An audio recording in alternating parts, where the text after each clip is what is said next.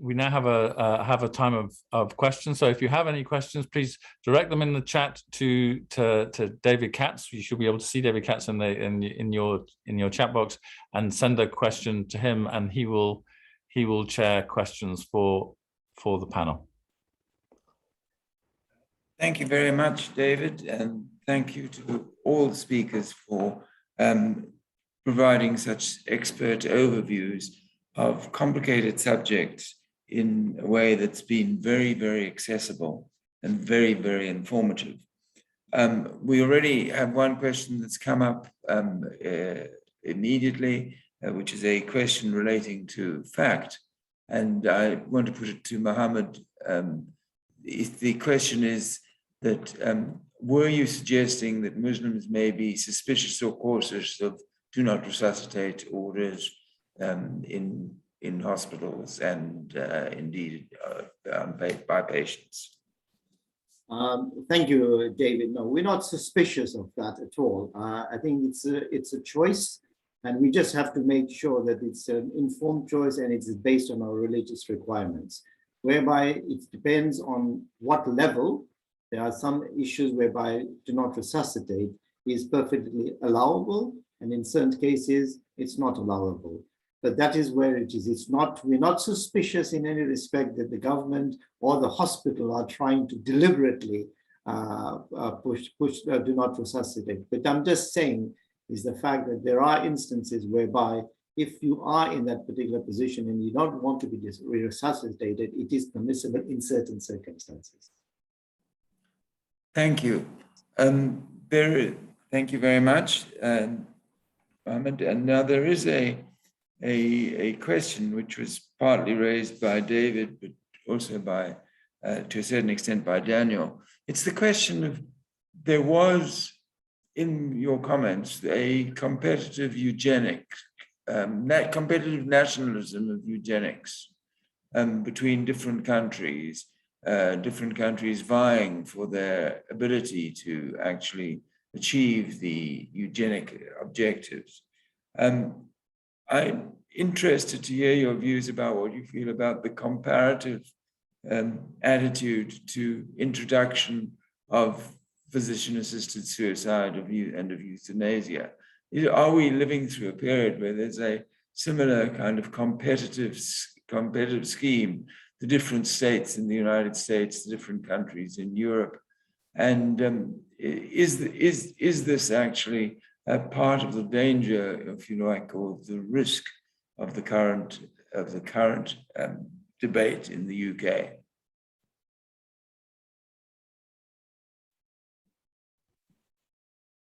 Shall I go first?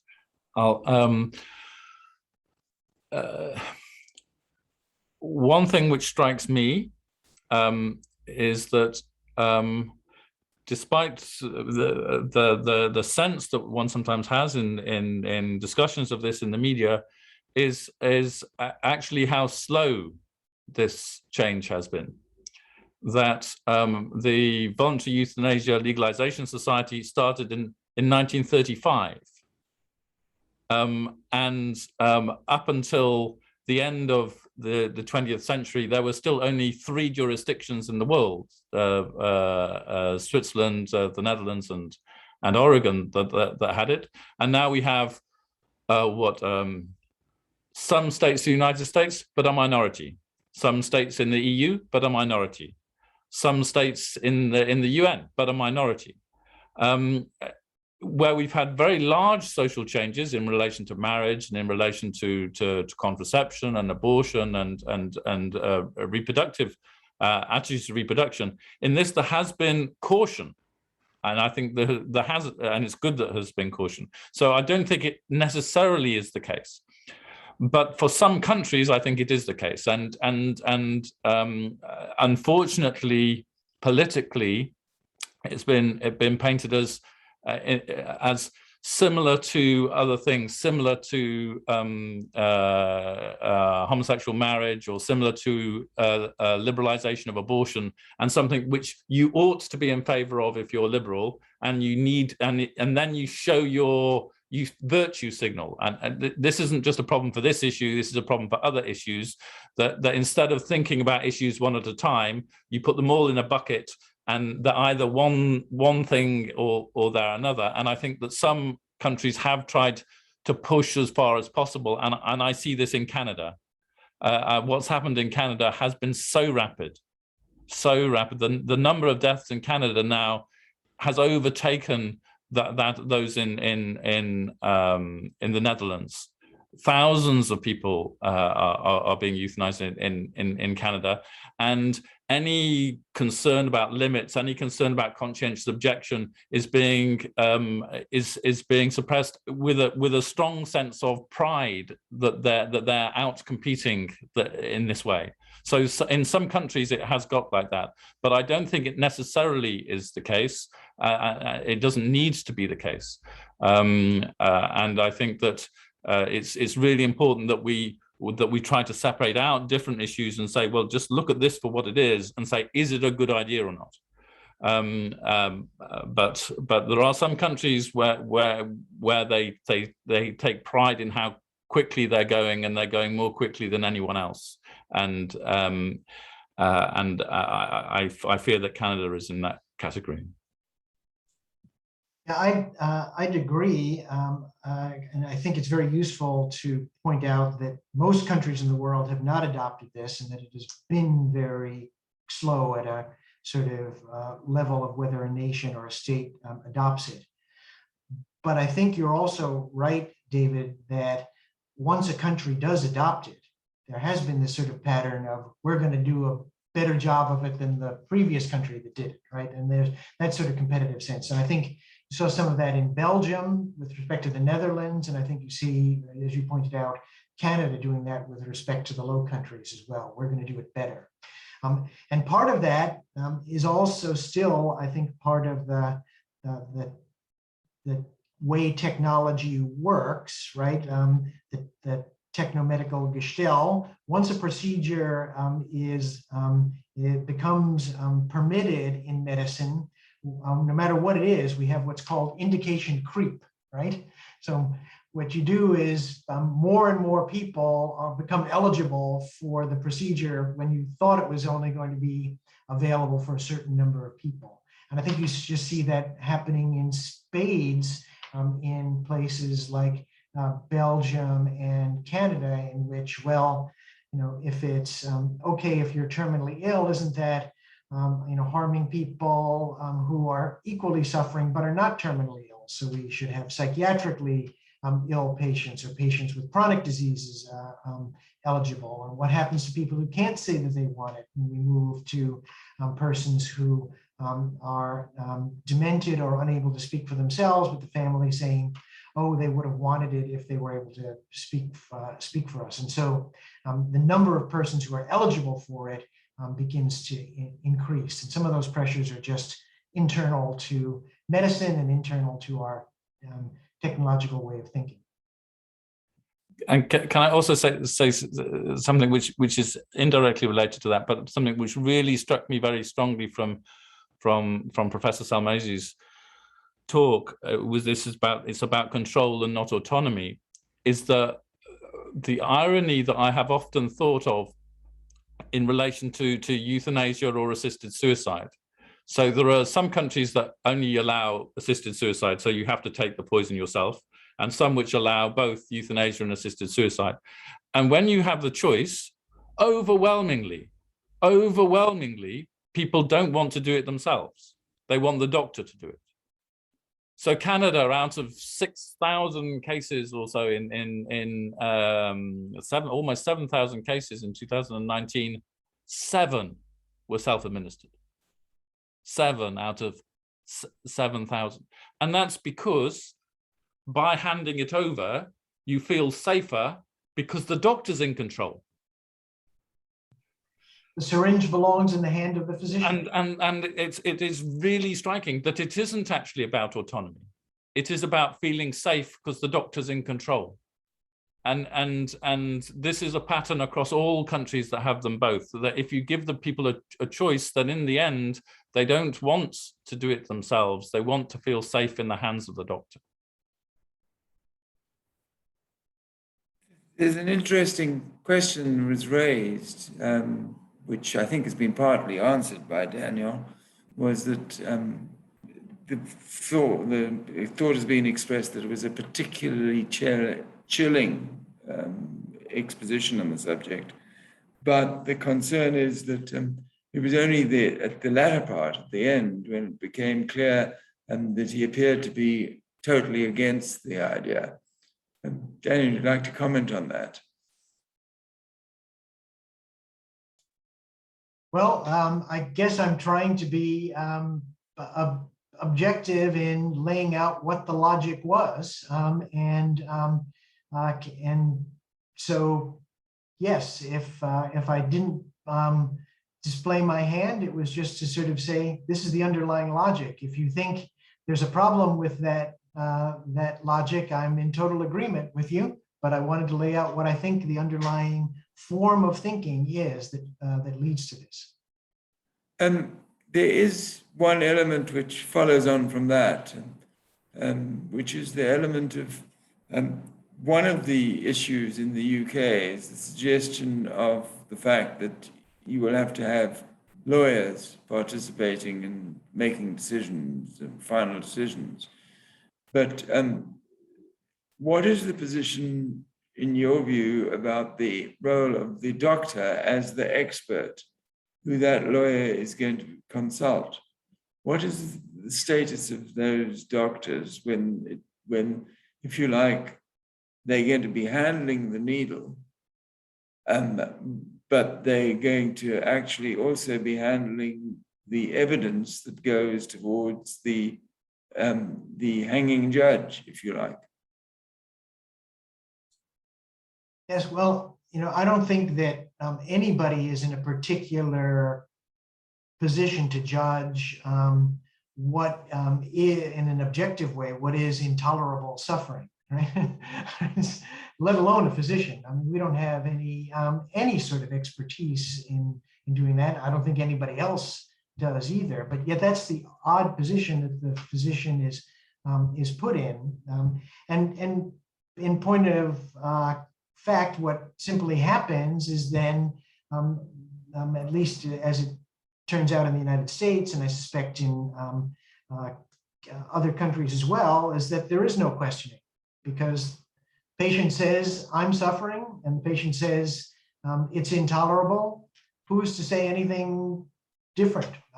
And physicians very rarely refuse, even in the Netherlands, when they're put to that. And they have no basis for doing so if they do, because both the concept of suffering and the concept of what's intolerable are subjective and belong to the patient. And it's a reason that I think once this is there, that it simply can't be controlled. Right. I mean, the one issue was raised about the renal patients and the question of refusal of dialysis. Would you like to amplify a little bit about that? Because that appears to be a particularly sinister side issue, if you like.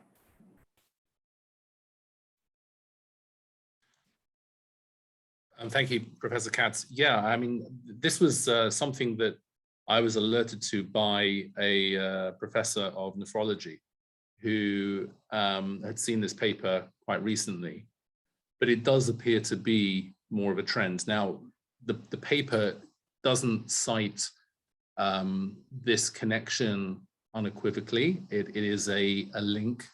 I'm sure that there is more to discuss, because I think that it's difficult to unpick the reasons of why the numbers are going up so much in terms of dialysis withdrawal, particularly in the Netherlands. But they did cite this as a possibility, and the very fact that it was cited as a possibility shows that they're thinking about whether the very liberal views, liberal quote unquote, the permissive views of euthanasia and assisted suicide in the Netherlands is a motivating factor, because it would stand to reason that society is changed by our attitudes to life, and when the law permits something like euthanasia or assisted suicide, it changes our attitudes to life. It cheapens life.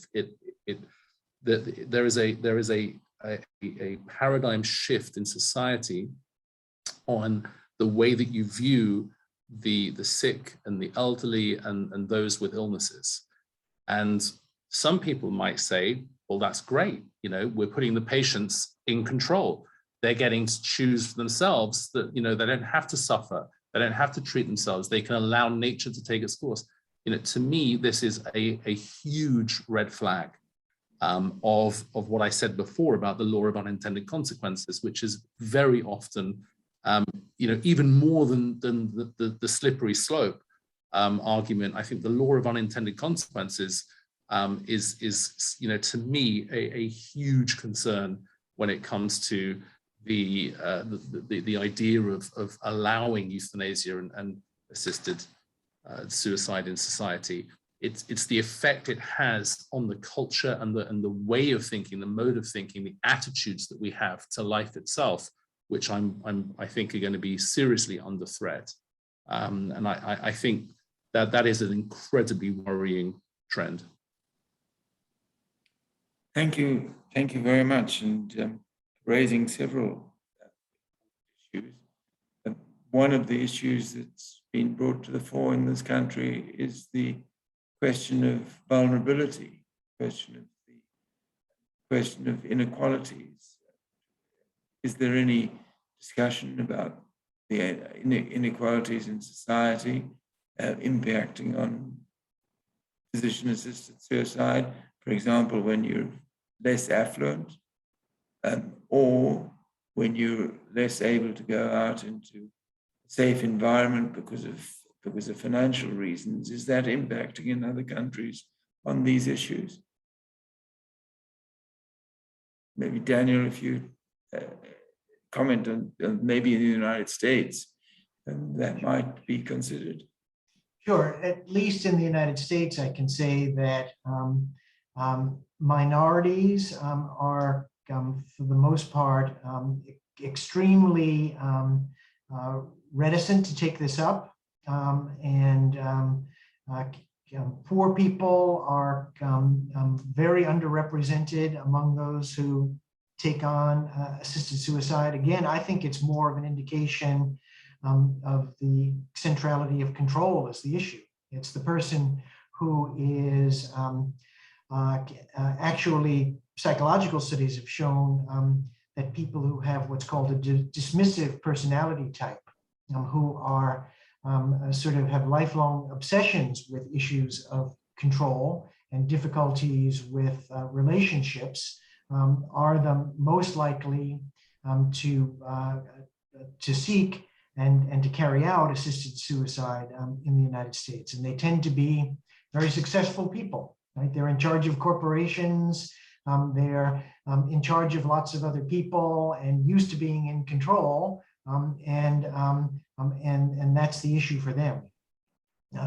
But minorities and poor people have tended not to use it in the United States, and in many cases to be fearful of it. The disabled community especially has been very troubled by these trends and very worried about it. And I think, again, it's not because they think that they are going to be lined up in their wheelchairs and forcefully injected tomorrow, but I think it is the very idea that the state and medicine sanction dependence upon other people as being a sufficient reason to die, to make your life not worth living, that the mere fact that it's legalized is an assault on the dignity of every person who is disabled and depends upon other people for their activities of daily living every day. And I just might add to that in relation to very successful people who are used to being in control, and so they don't count as vulnerable in one way, but they, in another way, it makes them vulnerable.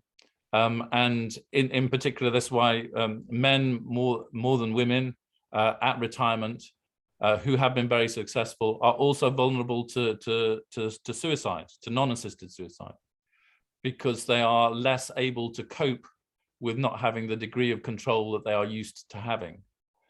And it's one way in which, though people sometimes wish to separate them very strongly, assisted suicide and suicide, there is an overlap. There are things in common, and one of the things in common is that some people who are in other ways successful and in other ways don't look vulnerable might actually be vulnerable in this way. And I mean, this to think about, you know, people you know and so on. It's the vulnerability.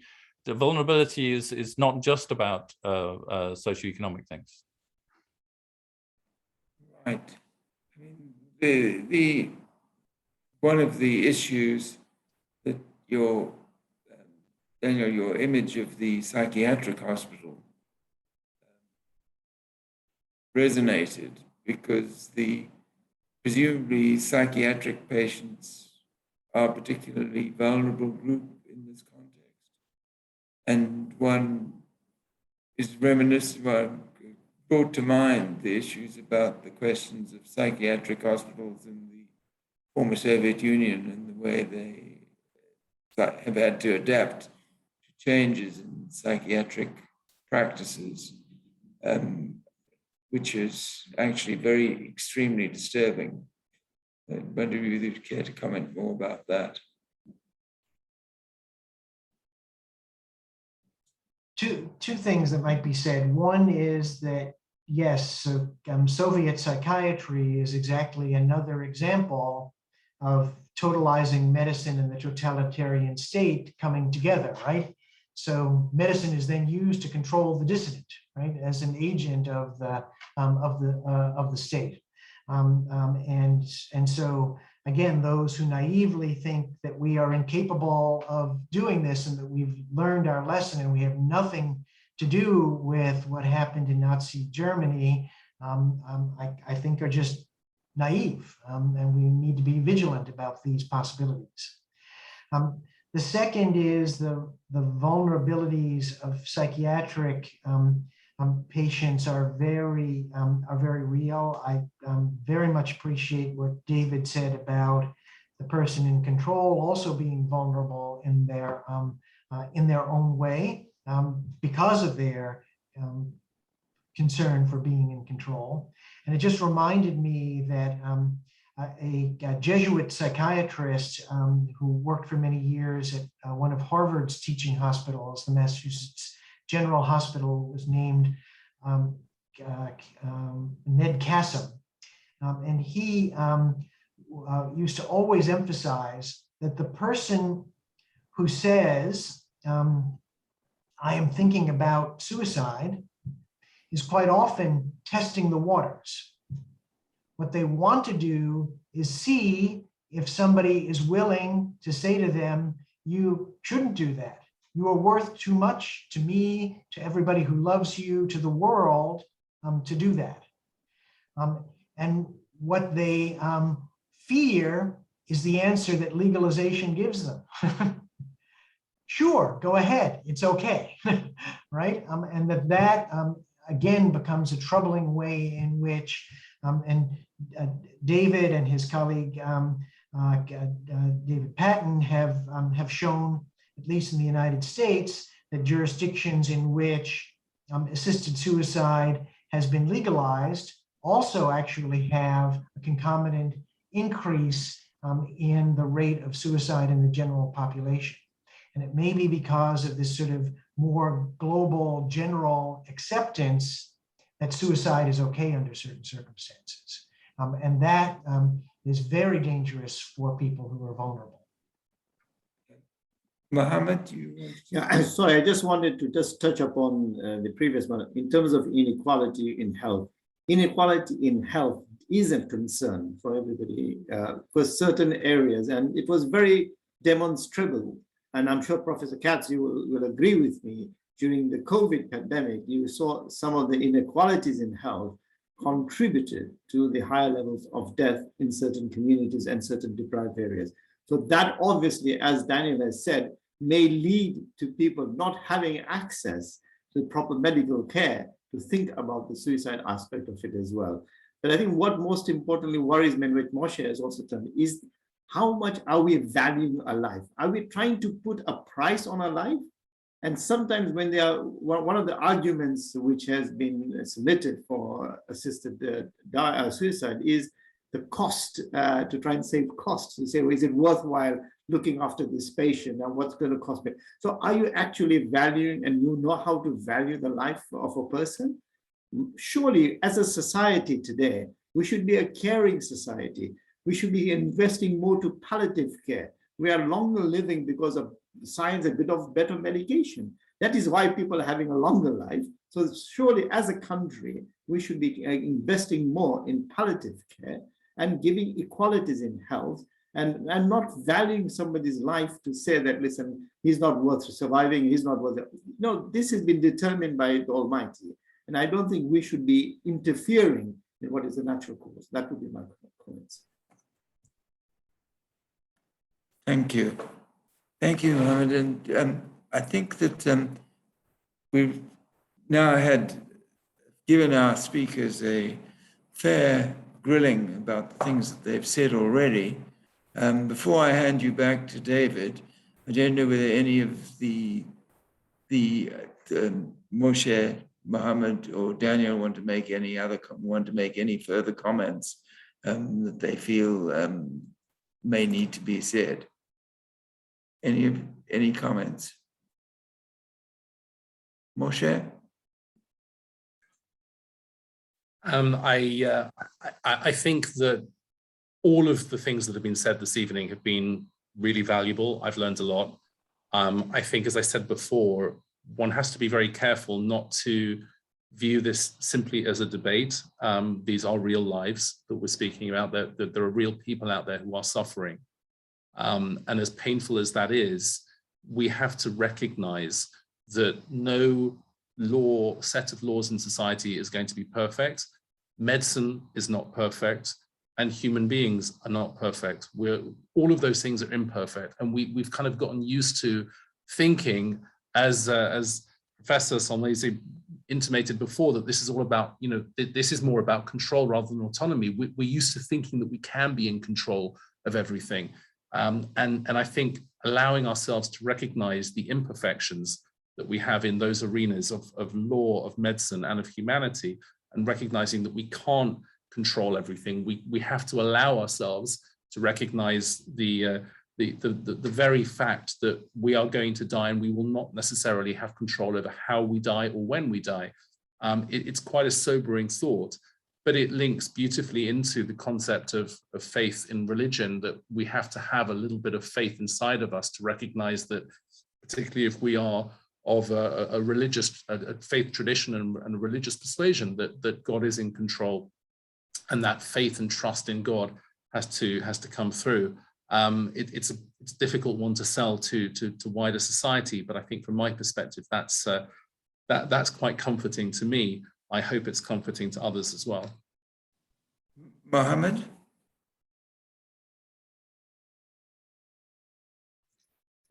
Thanks, Moshe. I think what you've said is exactly resonates with myself. But what I would really like to say is that I think Daniel Solmesi, you summarized it so beautifully to say that when medicine cannot cure a disease, they decide to take that. How can we control somebody's life? They should simply accept that not every disease can be cured by medicine itself, right? And you see so many patients in my experience, and I'm sure Moshe has also seen in his experience, when people are at that level, they have faith. The only thing which is keeping them going is their faith. And if you take that away, really, that's not from a faith perspective, gives us a lot of comfort. And that is why when you're at end of life, you see specifically from persons of faith, they would want somebody, either an imam or a rabbi or a reverend, to be there to comfort them, because they've got that hope that faith will be able to cure them. And there have been cases where God has determined, and they have survived miraculously, no answer can be given by the medics or anything. How did this person survive or get out of this particular treatment? And that is reality. And I don't understand that, I know that wider society may not all believe in faith, but certainly from my personal perspective, just like Moshe, I have some comfort that when I'm going through pain or anything, I have my full faith in the Almighty. And Daniel, do you have any comments you'd like to make? I think I spoke enough. I'm just grateful to be able to listen to people like Moshe and Mohammed and both Davids. So thank you. Thank you. I'm going to hand you back to David Jones. Thank you very much. I noticed a hand up by someone who is down as Buddhist chaplain. Were you wanting to make a comment, Mariano?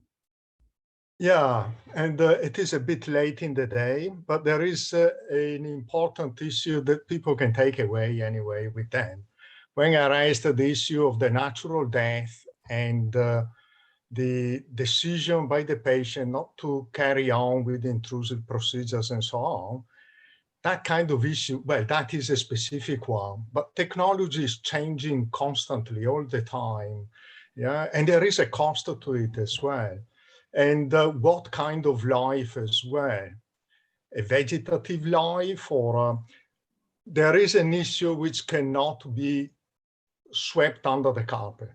Yeah, we need to pluck up some courage and start thinking about it, because it will become more and more relevant. Yeah, natural death, technology allows us going forth to do quite a lot of things.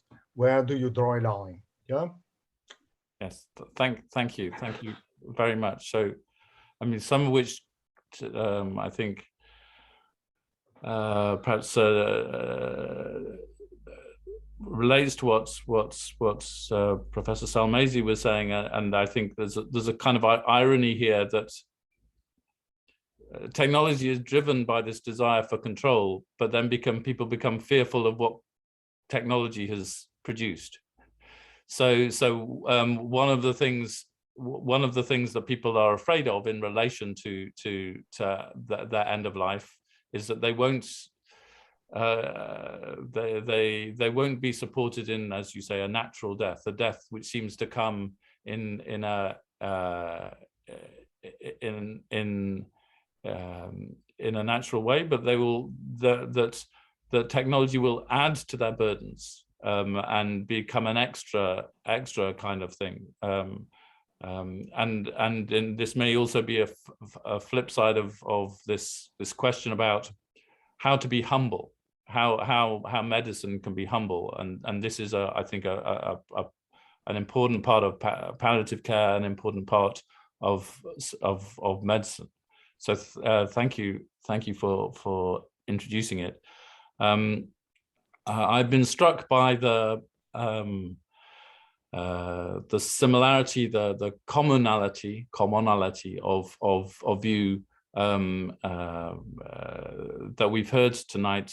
One that isn't common simply by being the lowest common denominator, not common simply by being secular, but is a common religious vision, but also which has something to say to wider society in terms of the value of the person, and also a faith which will allow acknowledgement of lack of control, and acknowledgement of the reality of death. If I can give a plug, the center, the Anscombe Bioethics Centre, which is www.bioethics.org.uk. We have a series of briefing papers which we produced on euthanasia and assisted suicide, one which is ongoing, and the latest, which went up, I think, just over an hour and a half ago, is a paper which is about the common Abrahamic position, a common position between Jews and Christians and Muslims on principles of end of life. This position paper, which was suggested to the Pope by Rabbi Avram Steinberg, who had been invited by the Pope to become a member of the Pontifical Academy for Life. And the initiative itself was, I think, an excellent interfaith initiative, and that's why we were keen to also promote it more by putting it on our website. So I think that it also gives me hope to see members of different faith communities working together, talking together about matters which are serious and challenging, for the sake of the wider community, not simply looking inward, but also looking outward, but looking outward from their own faith traditions, and that's certainly one of the things that I have taken from this week. So I think at this stage, perhaps if I invite Father Philip Miller, who is the chaplain to all of the universities of Westminster Diocese, which is not quite the same as all of the universities of London, a bit more and a bit less, and who has been very supportive in this in the initiative for this event, to end with some final reflections. Father Philip. Thank you, Professor Jones. Yes, I felt as this evening's progressed an immense privilege, really, in being able, myself and Newman House here, to host and make some of the arrangements for this conference. As we all know, this topic of assisted dying, assisted suicide, euthanasia is extremely pertinent to this precise moment in British history, this month or so, past month. And we saw in the recent debate in the House of Lords the huge number of speakers, extremely high number of speakers wanting to contribute to that discussion of the Meacher Bill. And I think it was around about 60 of those who did speak in the debate were absolutely in defense of life, warning strongly the harm of legalizing any form of assisted dying. And I presume it was the strength of feeling of those speakers that perhaps warded off a vote on that particular evening in the House. I know that when I was in correspondence myself with various lords in the run-up to the debate, one of the lords replied to me by email rather bluntly and said, "I note that everyone who's written to me on this topic is a person of faith." He said it obviously in a rather sarcastic way, but my reaction, of course, was, well, yes, of course. It's obvious that people of faith are going to be encouraged to engage in, and rightly so, in this debate. We know that our faith traditions strongly urge us to the upholding of the sanctity of life, human life, even in the challenges of old age, sickness and suffering. And I would suggest, echoing Professor Jones there, it's a matter of immense encouragement that this evening we've been able to approach this in an interfaith way. But we also know that the proper care for the human person, howsoever afflicted, is dear to the hearts of all, those of faith and those of none. And we've heard over the past hour and a half or so, I would say, a powerful series of contributions to this debate. And as the host of this conference here at the Catholic Chaplaincy to London's universities, I'd like to particularly extend our thanks then to those speakers this evening, to Professor Jones, to Professor David Jones, to Rabbi Dr. Moshe Friedman, to Mohammed Omar MBE, to Professor Daniel Sromezi, and to Professor David Katz for really anchoring this evening and providing a lot of food for thought and to benefit our thinking and our clarity on these issues.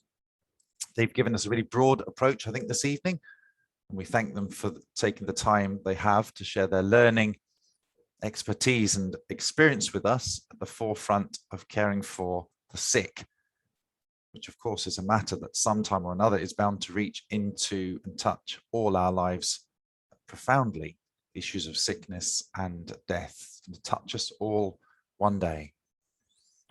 I thank all of those who've participated this evening, all of those who've attended this evening, joined us for this evening conference online. and I hope that you've benefited from the speakers' contributions and the discussion which has followed. Thank you. Good night. God bless.